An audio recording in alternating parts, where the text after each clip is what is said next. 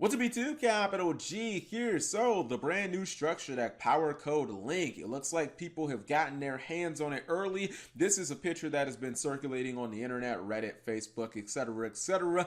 It appears that this is actually in Spanish, but obviously a lot of Yu-Gi-Oh players out there can speak the language, they can read Spanish, and we know exactly what Konami changed in this product and what's inside this structure deck. And I have to say, I didn't really have high expectations of this structure deck to begin with. I didn't think that it was very good. I think that this is actually one of the worst structure decks that they've given us in a very, very long time, especially considering, I would say, maybe in like the last 3 or 4 years, structure decks have kind of been like 50-50, whether they end up being like a tier 1 deck. You guys remember excuse me, going back to like Emperor of Darkness, the Monarch structure deck that ended up being a tier 1 deck. It ended up winning the NAWCQ. We have like the ABC structure deck that won a YCS. We also had the Dinosaur structure deck, Dino Master's Fury, that topped multiple YCSs. So the structure decks of the past have been pretty good, even like the Hero structure deck that gave us like Mass Heroes and Dark Law and whatnot. But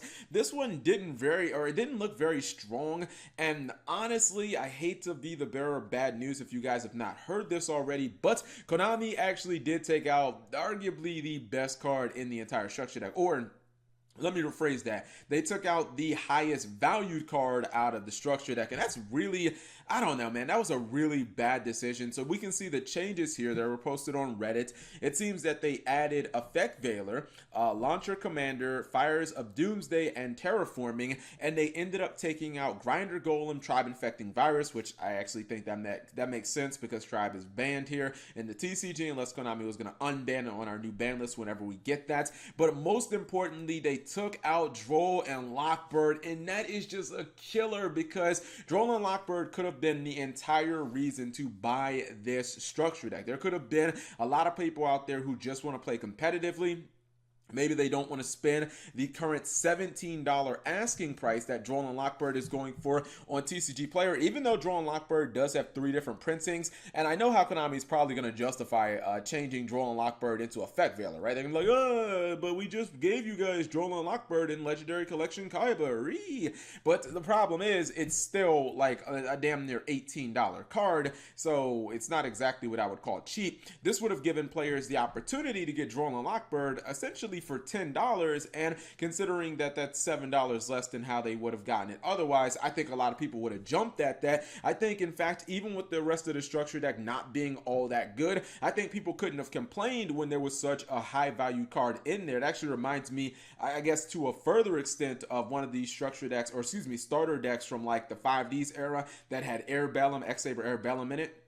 And that card was really good in Synchro Cat, and it was like a $7 common coming out of the structure deck, or excuse me, the starter deck, and people bought the starter deck a lot of times just for that one card. Konami has essentially taken away the biggest reason to even invest in this product, and I think that that is incredibly foolish. Now, Effect Veiler, it's not like a dirt cheap card. It's not a card you can wipe your ass with, but there are multiple common printings, including one of just last year. This is the Link Strike structure deck. This is the, or excuse me, starter deck. I keep saying structure and starter and getting mixed up, but this is the starter deck that gave us what, Decode Talker, and really kind of kicked off the Vrains and the Link era. And you see that there's an Effect Veiler in here. Now it's a $2.65 card, whatever. There's also another printing that goes for about the same price, $2.50. Effect Veiler's popularity has been rising, and you know, some people choose to play Infinite Impermanence, but it's nowhere near the price level of something like Droll and Lockbird. And I feel like that was